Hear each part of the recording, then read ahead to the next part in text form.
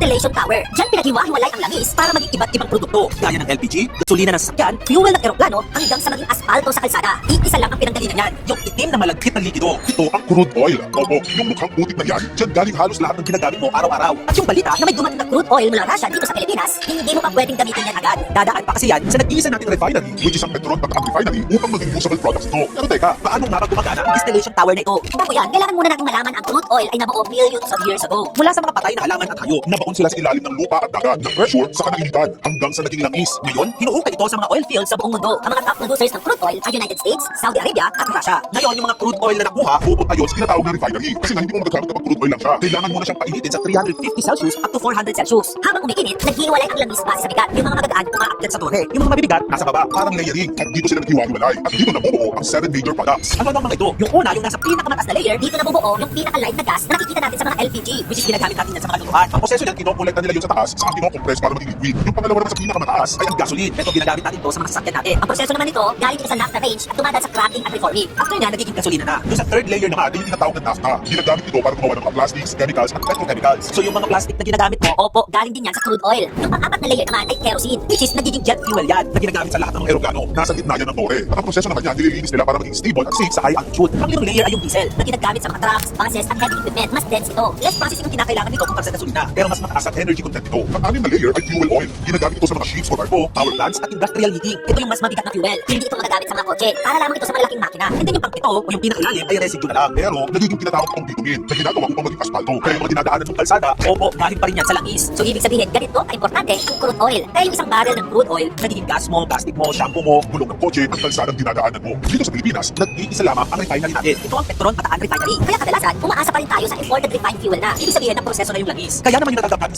700,000 barrels of Russian crude oil, importante pa rin yun. Kahit hindi pa proseso, At least meron pa rin tayong crude oil. Kaya naman ngayon, Alam mo na ang importansya ng crude oil, hindi lang yan basta langis. Pundasyon yan ng modern world. at yung distillation tower, parang factory yan lahat ng ginagamit isang tapuhan.